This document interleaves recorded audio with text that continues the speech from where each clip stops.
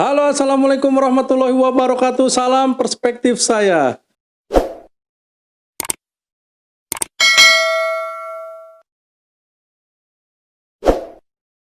Nah, ini kita ketemu teman lama nih sebenarnya tamunya tamu agak tuan rumah sebenarnya. Karena dulu sehari-hari ada di tempat kami di Rumah Peradaban Banten.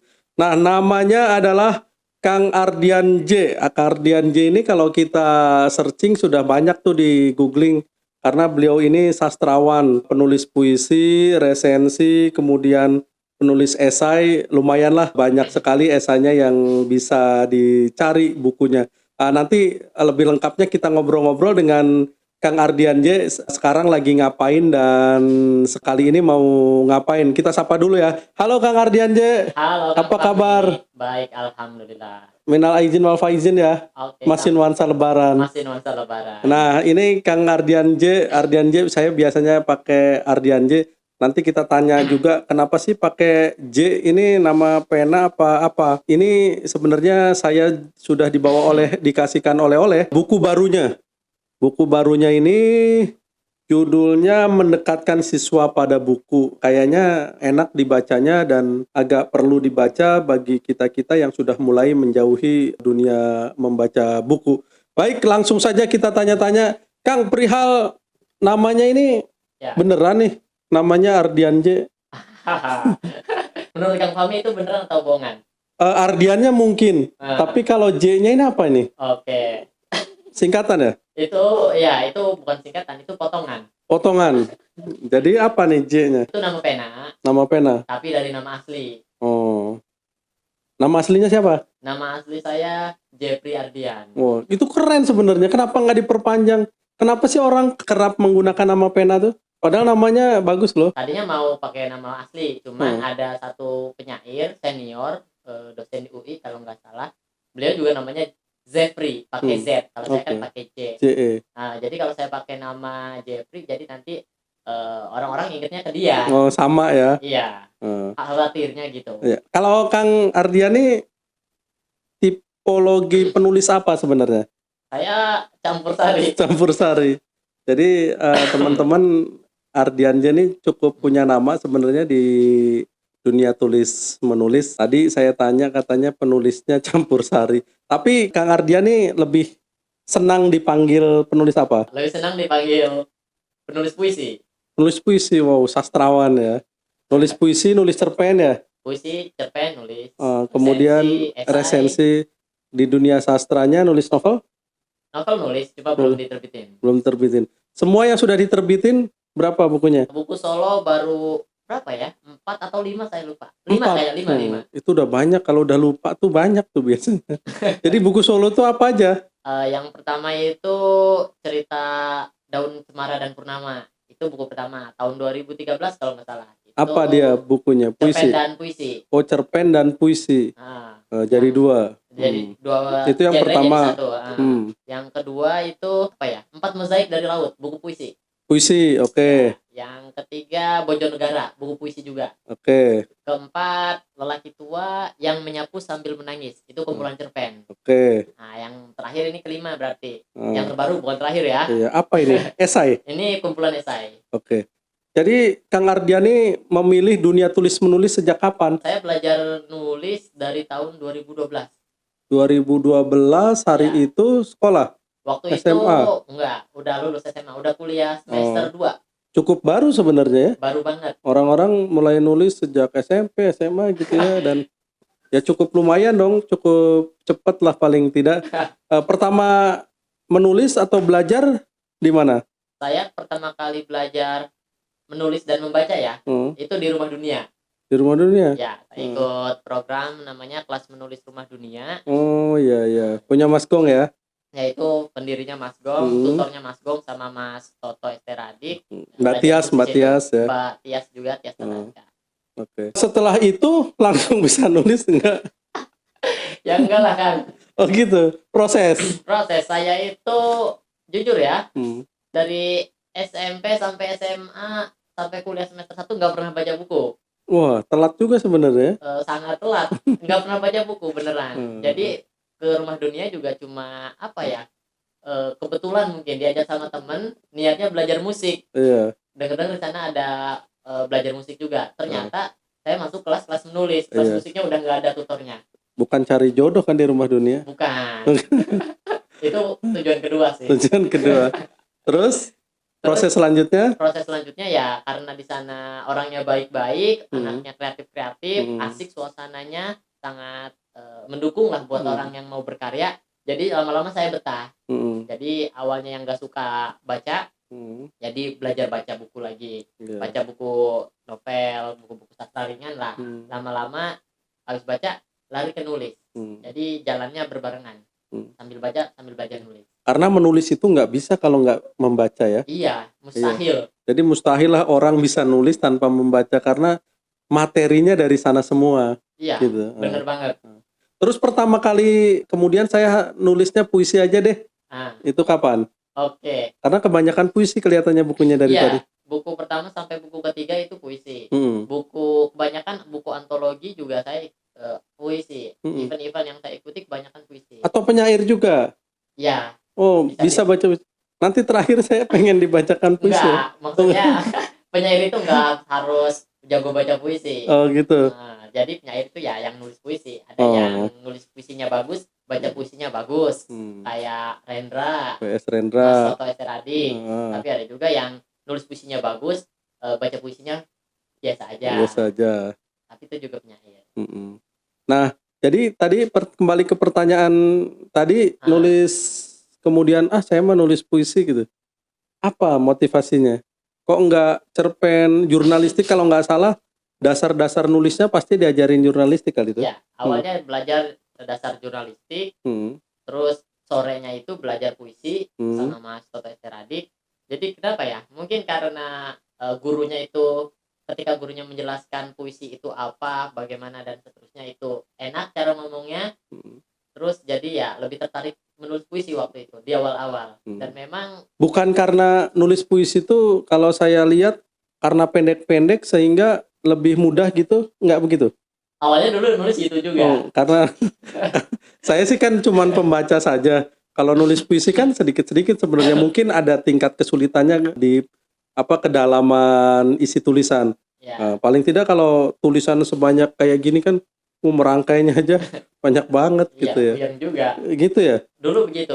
Tapi di sisi lain karena puisi itu misterius sekali ya. Jadi apa yang ditulis sama si penyair, maksudnya apa, ketika dibaca dengan si pembaca itu belum tentu sama maksud yang dituliskan dengan si penulis puisi. Iya. Jadi hak prerogatif penulis. Iya. Jadi agak susah dong menafsirkan puisi ya. Iya.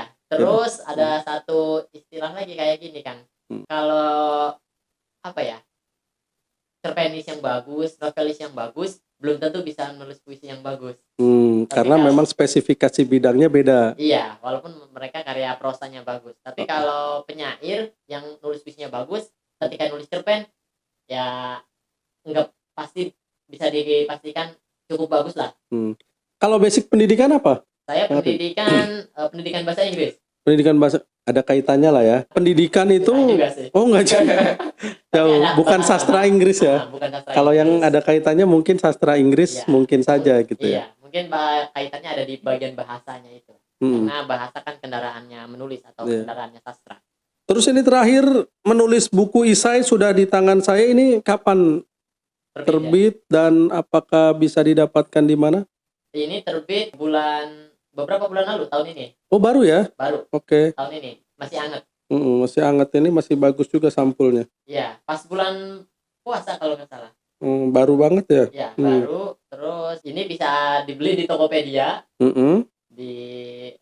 Cari aja kata kuncinya mendekatkan siswa pada buku. Terus bisa juga ke Rumah Dunia atau ke saya juga bisa. Berapaan? Ini cuma 35.000 kok. 35. Ini menceritakan apa sih? Esai apa sih nih? Ini esai tentang pendidikan dan literasi.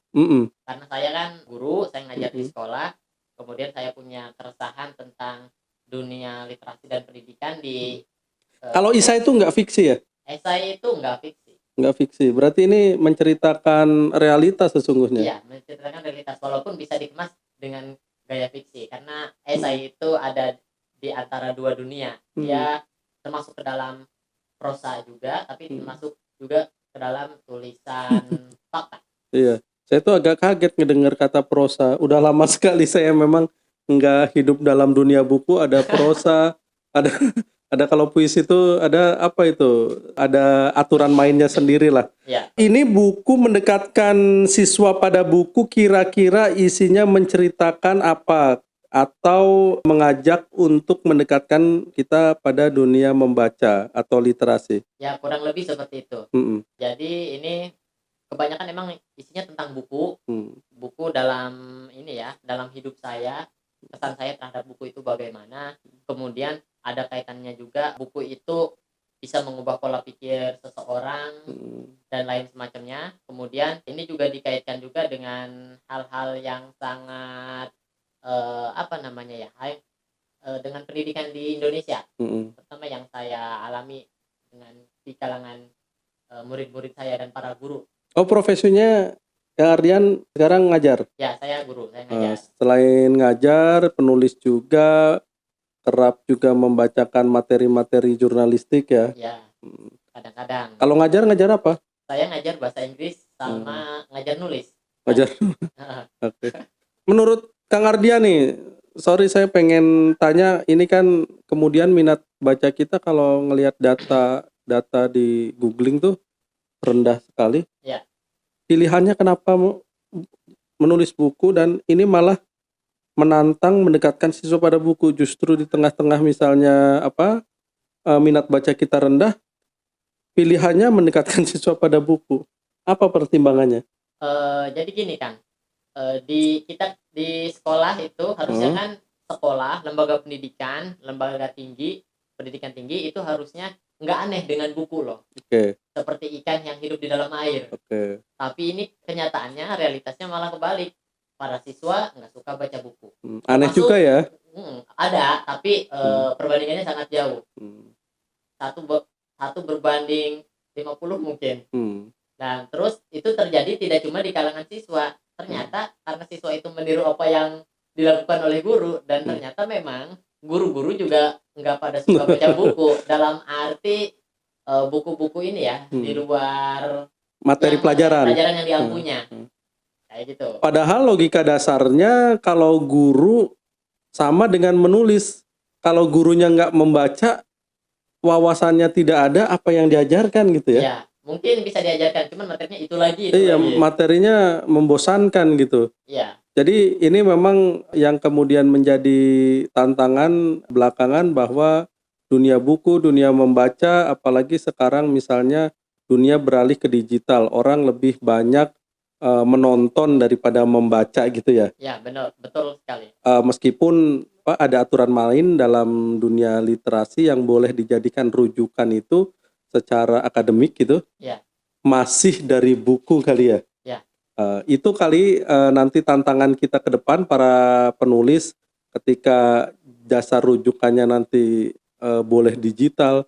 Intinya nanti lama-lama buku ini, karena buku ini juga sudah berpindah jadi buku digital ya. Ya, banyak sudah buku cetak. Apa sih? Maksudnya. Iya, apa sih yang bedakan buku digital dan buku cetak ini? Ya, kalau buku cetak kita harus punya cetakannya, harus dipegang, harus beli ke toko buku. Padahal isi kontennya sama. Isi kontennya sama. Tapi nuansanya ada yang berbeda kali ya? Pasti beda. Malah males aja kali itu baca digital dengan sebanyak itu. Iya. Kalau kita ngelihat buku-buku yang tebal, aduh. Kalau buku digital enaknya kita bisa baca buku tertentu ketika kita lagi ada di kendaraan, ataupun lagi sibuk segala macam. Tapi kurang enaknya ya lelah di mata. Kayak gitu. Kang Ardian ini kan tinggal di Banten nih. Ya. Apa yang diharapkan dari dunia perbukuan ini di Banten? Atau pesan-pesan apa juga buat teman-teman yang memang pegiat literasi, pegiat buku, apa yang ingin disampaikan? Saya jawab yang pegiat literasi dulu ya. Di Banten ini cukup banyak pegiat literasi dengan mendirikan TBM atau Taman Baca Masyarakat atau rumah-rumah baca di daerah masing-masing. Cuman lagi nih Kang, mereka juga kurang suka baca. Jadi hanya mendirikan TBM Ya, Membacanya kurang suka gitu? iya. Jadi pengen bikin perpustakaan tapi orangnya nggak suka baca. Wah, itu semangatnya tidak sama tuh. Iya, bahkan Hmm. ada yang bikin TBM cuma karena pengen dapat proyek misalnya. Atau ikut lomba tertentu gitu ya? Iya, jadi Oke, memang oke. banyak yang kayak Dan gitu. itu kritik dari penulis loh. Iya, Tadinya betul. saya nggak tahu, tapi ternyata penulisnya lebih tahu. Jadi memang aneh di Banten, di Indonesia Hmm. ini, pegiat literasi tapi nggak suka baca buku. Iya. Ketika ada temennya yang nulis buku Hmm. misalnya, atau orang nulis buku, mereka nggak mau beli, pengennya Maunya gratis. gratis. Atau Gratis juga tahu dibaca apa enggak itu ya? iya, Oke. itu urusan beda lagi. Iya. Hmm. Jadi pesannya, Ya pesannya kalau buat para pegiat literasi ya usahakan harus rajin baca buku, terus memang kalau bisa menulis buku. Jangan cuma ngumpulin buku, dan lebih-lebih kalau cuma pengen dapat proyek dari lembaga-lembaga tertentu. Itu salah salah besar. salah jalan itu. Tujuannya Saya benar tapi salah iya. jalan. Saya tuh sebenarnya paling suka majang buku, Kang. Nah, Agar dilihat orang lebih pinter, lebih keren. Jadi saya banyak buku, tapi pajangan doang sebenarnya. Dan adalah motif apalagi kalau teman saya yang menulis buku, saya pasti beli. ya. Saya beli 5 ini, Kang. Wow, Buat makasih. hadiah teman-teman tamu yang di sini, yang kita Oke. wawancara atau kita ngobrol, nanti saya kasih hadiah bukunya Kang Ardian. Nuhun. Kalau untuk ini pegiat literasi tadi apa pesannya? Pegiat literasi Hmm. harus mau banyak baca buku, Hmm. terus jangan cuma baca buku, harus nulis juga, Hmm. bikin konten-konten kreatif di TBM masing-masing, terus hargai para penulis, kalau bisa Harus penulis beli, lokal. tetap harus beli itu ya judulnya. Iya. Ini saya beli nulis buku, pegiat TBM-nya pada nggak beli buku saya. Iya, jadi kan itu. Nah, suatu ketika saya misalnya ingat tuh di sebuah desa, saya lihat ada anak-anak yang sedang berfoto-foto dengan pengurus TBM, lalu saya hampiri. Saya setiap hari lewat situ, TBM-nya sepi-sepi saja, tapi hari itu ramai dan saya tanya, "Oh, kok ini ada TBM aktif ya?" "Iya, Kang, lagi ikut lomba." Oh, ternyata memang aktifnya sedang ikut lomba. Itu tadi kali yang dikritik oleh Kang Ardian Ya, bahwa aktivis literasi, pegiat buku, ya harus membaca, harus menulis, harus membeli buku juga gitu kan. 3 hal itu yang paling enggak kita catat tuh.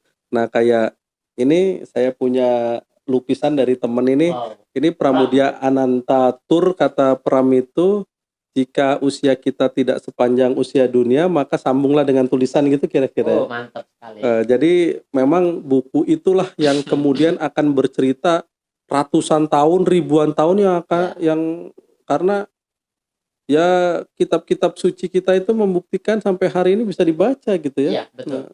Itu bukti otentik. Nah, kalau di bukunya yang kali ini apa yang ingin disampaikan?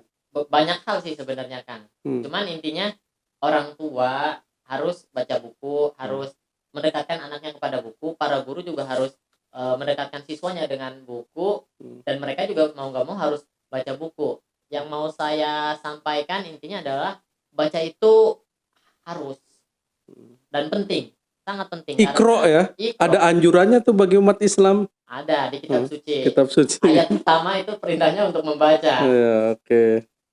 Bukan ikut lomba. Ikut nonton tidak juga ya? Enggak juga. Menulis juga enggak?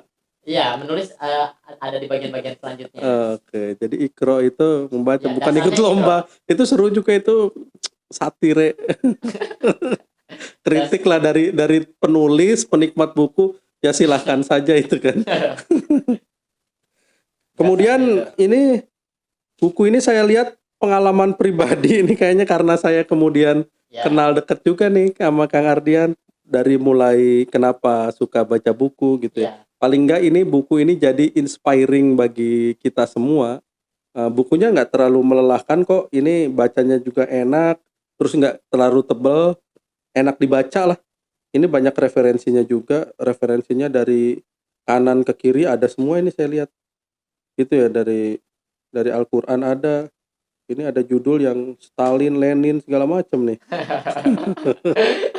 Dari judulnya saya belum baca karena bukunya baru sampai. Ini kita janjiannya udah dari Ramadan sebenarnya. Iya. Nah, cuma jodohnya hari ini. Jodohnya hari ini dan saya minta langsung untuk on air di studio baru kita. Gitu. Nah, Kang Ardian, ini kita ngomongin buku ini sebenarnya sorry saya lebih personal misalnya. Ya, nggak apa-apa. Orang hidup dari buku tuh bisakah gitu? Ini pertanyaan saya kadang aduh rada pengen tahu sebenarnya bisa nggak sih kita hidup dari dunia buku, menulis buku, menjual buku gitu ya? Kan dunia buku ini ada menulis, menjualnya juga ada gitu ya, atau aktivitas turunan lainnya. Ya sebenarnya penulis itu macam-macam juga. Kalau ini kan saya menerbitkan di buku indie, jadi untungnya penerbit mau membiayai biaya cetak. Gong Publishing ini? Ya, Gong Publishing ini yang ada di Rumah Dunia. Makasih banyak buat Rumah Dunia. Kemudian saya punya tanggung jawab untuk menjualnya karena ini. Mungkin kalau di penerbit mayor saya cuma tinggal ngasih naskah, biar penerbit aja yang jualan. Jadi penulis iya, penjual buku iya. Iya. Jadi pertanyaan saya, bagaimana kondisi bisa menghidupi nggak gitu ya? Menulis buku atau menulis ya secara umum nggak beda aja sebenarnya dengan jadi guru. Terutama jadi guru honorer. Waduh, curhat lagi deh. Waduh, curcol, nggak apa-apa lah ya sekali-kali. Ya, jadi sebenarnya bisa nulis hidup dari menulis. Yang sudah dilakukan itu seperti yang dilakukan oleh Mas Golagong misalnya. Beliau itu memang totalitas hidup dari menulis. Bisa survive dan bisa membesarkan komunitas. Ya, bisa jadi sesuatu secara ekonomi juga terbangun gitu kan. Sebenarnya menulis itu nggak melulu kiri, banyak kok penulis. Betul. Cuman ya kalau dilihat dari jumlahnya itu orang yang pure hidup dari menulis ya nggak banyak. Kebanyakan orang yang menulis juga menjalani kehidupan sebagai manusia biasa, maksudnya bekerja jadi PNS, jadi pedagang, macam-macam lah profesinya. Cuman kalau pure dari nulis sedikit yang bisa, tapi kalau ditanya bisa atau enggak bisa. Cuman emang apalagi kalau hidupnya di daerah terpencil dan tulisannya enggak booming banget, susah juga ya, agak susah. Lebih banyak yang susah. Tapi jangan khawatir, apalagi perhatian dari pemerintah pusat di Kemendikbud ya, perpustakaan itu banyak sekali program-program juga, pegiat-pegiat literasi diberikan program gitu ya. Ya banyak sekali. Ada residensi buat pegiat literasi juga ada. Saya lihat juga kayak penulis-penulis bestseller Andrea Hirata itu kan juga lahir dari daerah-daerah ya. Tidak melulu orang kota yang banyak sekali mendapatkan akses mudah gitu. Jadi tidak perlu khawatir sebenarnya. Bahkan Mas Gong sendiri yang saya tahu ketika mulai namanya nanjak malah minggir ke Banten gitu kan. Iya, betul. Jadi Mas Gong itu inspirasi para penulis di Banten dan di Indonesia tentu saja karena Mas Gong senior legend lah, kalau saya bilang legend, gurunya para penulis fiksi. Ya, betul.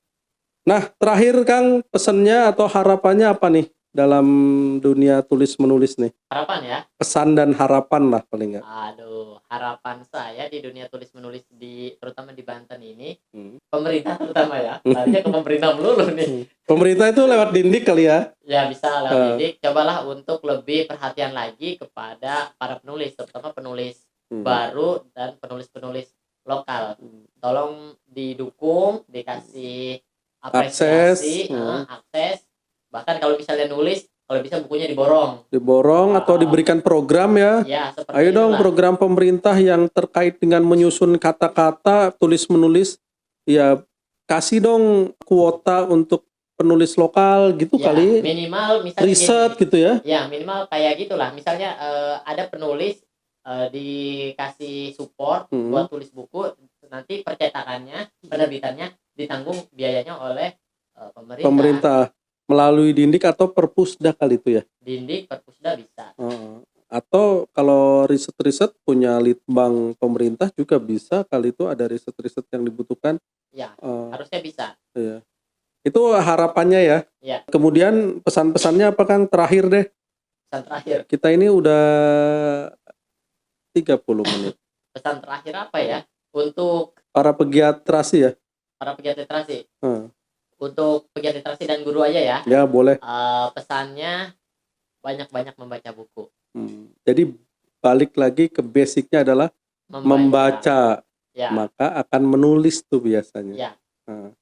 Itu aja kan? Udah, itu aja. Baik teman-teman, itu tadi obrolan kita santai, ngobrolin buku. Jangan lupa nanti diakses di apa tadi, Bukalapak, di Tokopedia ada. Tokopedia. Shopee ada? Shopee belum, baru Tokopedia. Tokopedia. Atau bisa buka akun Facebook Komunitas Rumah Dunia. Nanti bisa pesan buku saya di situ. Iya, atau melalui saya juga nggak apa-apa lah, biar kebagian fee. boleh. Jadi nanti kalau sama saya kebagian fee. Baik, itu teman-teman, semoga obrolan sore hari ini kita bisa bermanfaat, terutama teman-teman pegiat literasi, karena saya pun lahirnya dari dunia literasi sesungguhnya.